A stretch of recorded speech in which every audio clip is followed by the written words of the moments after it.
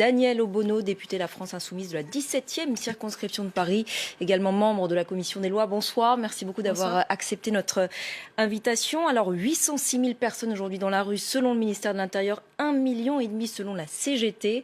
La France Insoumise est satisfaite de cette mobilisation? La France Insoumise, je pense que toutes les personnes qui se sont rendues en manifestation à Paris et dans tout le pays ont pu constater la force et la dynamique de cette mobilisation, très forte effectivement et très inspirante et très encourageante pour la suite, parce qu'il faudra une suite. Plusieurs appels de reconductibles sont déjà annoncés parce que on sait que le gouvernement ne va pas retirer sa réforme sans que le rapport de force s'accroisse. Et je crois que c'est ça l'objectif. Cette réforme est une mauvaise réforme. Non pas qu'il s'agisse de se contenter du système, il faut l'améliorer, mais le tirer vers le haut. Alors comment est-ce qu'on pourrait l'améliorer selon vous? C'est de le tirer vers le bas.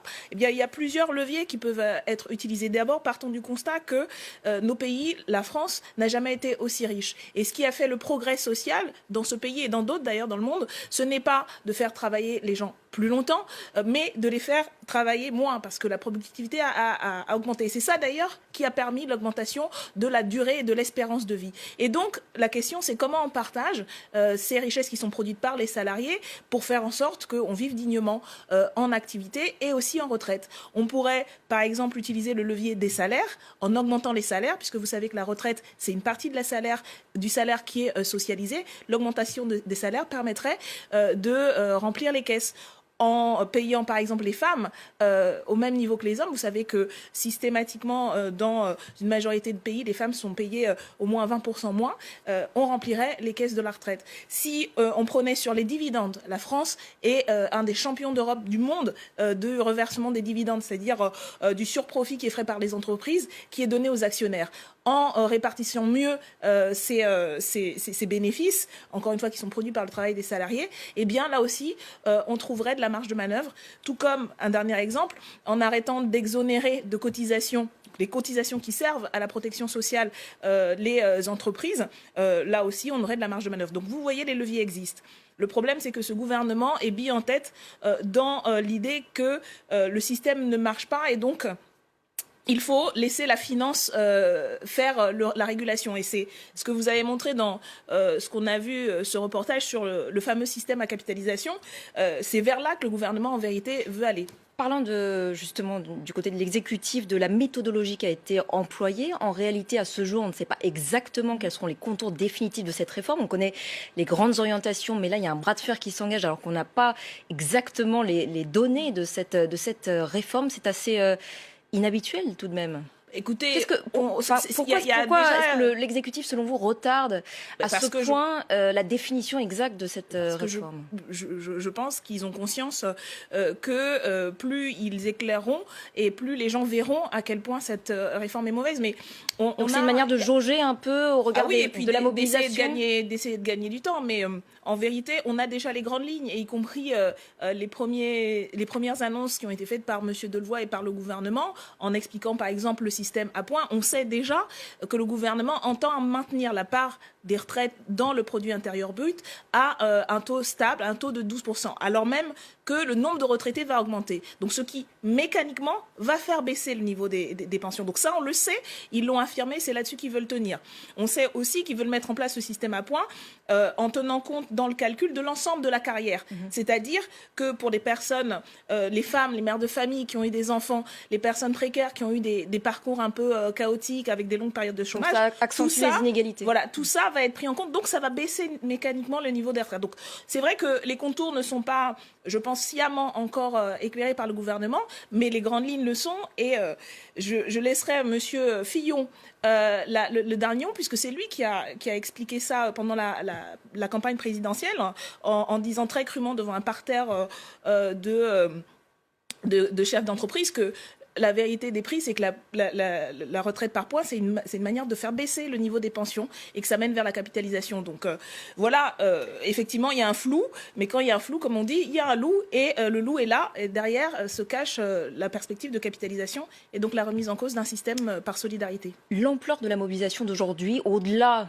disons, de la protestation contre cette réforme des retraites, ça reflète aussi un mal-être un peu plus généralisé de peur, disons, de déclassement d'une partie de la population française. Oui, c'est plus qu'une peur. Vous savez, depuis plus d'un an maintenant, il y a dans tout le pays des mobilisations, des rassemblements. Tous les samedis, il y a les actes des Gilets jaunes qui ont révélé le degré de précarité, voire de misère, notamment des retraités. On en a vu beaucoup sur les ronds-points, les gilets jaunes de toutes les conditions sociales dans tout le pays, qui ont expliqué qu'ils n'en pouvaient plus. Ils n'arrivaient même pas à finir les fins de mois qui se terminaient le 10, que l'excès et les inégalités fiscales pesaient le plus sur ceux qui avaient besoin de plus de solidarité. Donc oui, il y a cette colère-là. Et puis, beaucoup de secteurs, par exemple celui des hôpitaux, sont mobilisés depuis des mois et des mois sans que le gouvernement ne les entende. Et je crois que c'est aussi pour ça qu'il y a une telle mobilisation le 5.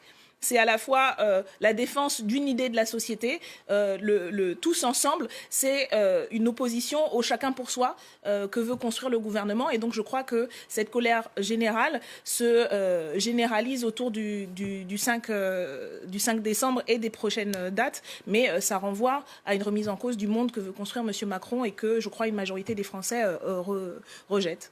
Alors aujourd'hui, au sein des cortèges à Paris, d'ailleurs vous y étiez vous-même, mais il y avait le patron, enfin votre chef de file de la France Insoumise, Jean-Luc Mélenchon. Il a dit, en lien avec la présence de cadres du Rassemblement national au sein de ces cortèges, que Marine Le Pen, je le cite, faisait un progrès en direction de l'humanisme.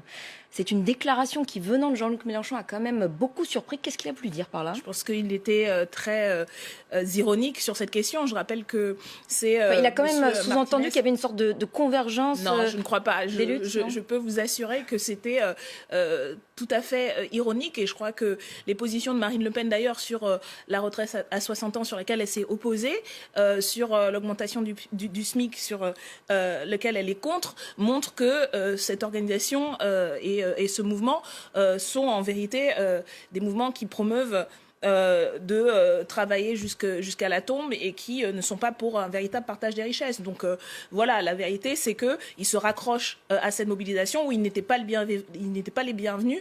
Et je peux vous assurer que s'il y avait des membres du Front National dans ces cortèges, ils se sont fait tout petits et n'ont pas affiché leur couleur politique parce que ils ne seraient pas restés très longtemps. Je crois que plus largement dans ces cortèges se trouvaient beaucoup de Français et Françaises. D'ailleurs, quel que soit le vote qu'ils aient fait ou qu'elles aient fait à la présidentielle, ce qui est important, c'est qu'il y a une mobilisation massive autour d'une revendication progressiste qui est à l'encontre de tout ce que défend Marine Le Pen et qui justement rassemble largement, quelles que soient les étiquettes, quelles que soient les confessions, quelles que soient les couleurs. D'ailleurs, 7 Français sur 10 disent soutenir le mouvement. Voilà. Comment vous expliquez cette part de la population française qui est d'ailleurs bien différente, par exemple, du mouvement de grève de 1995, avec lequel on établit beaucoup le parallèle ces jours-ci.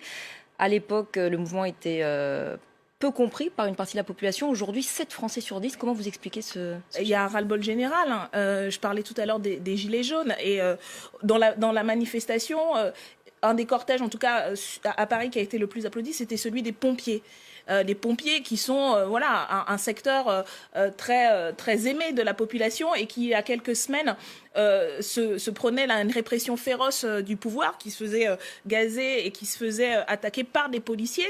Et je crois que ça dit justement tout le décalage et toute la rupture qu'il y a aujourd'hui entre la population et le pouvoir quand on arrive à mettre les pompiers dans la rue, qui se font applaudir par les manifestants et qui se font attaquer et réprimer par la police. Voilà, ça dit aujourd'hui l'état de la France 2 ans et demi, après 2 ans et demi de pouvoir macroniste. C'est une France en colère, mais une France qui refuse de se soumettre. Mais Emmanuel Macron qui a quand même hérité d'une situation quand même compliquée au niveau des retraites. Ça fait 30 ans qu'on essaie de réformer. Il faut quand même mettre un coup de pied dans la fourmilière, non? Ah oui, mais je crois qu'il a participé d'ailleurs dans le précédent gouvernement à l'ensemble des réformes qui ont eu lieu sur ce sujet et ces réformes dont on voit aujourd'hui les conséquences avec l'augmentation du niveau de pauvreté chez les retraités.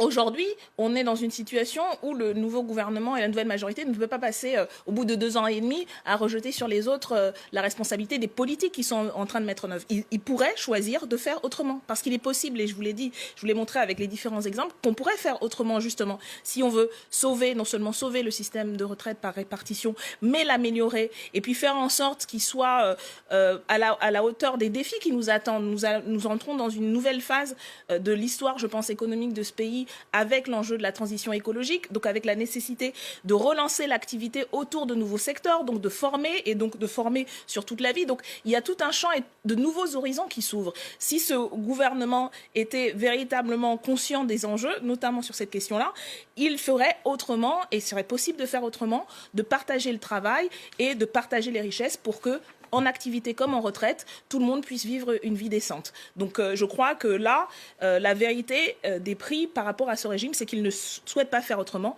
Il veut s'inscrire dans une continuité qui nous mène à la catastrophe. Et voilà pourquoi c'est important qu'il y ait autant de gens dans la rue aujourd'hui et demain, parce que ça doit continuer si on veut qu'il retire sa réforme. Merci beaucoup Danielle Obono d'avoir réagi ce soir sur France 24.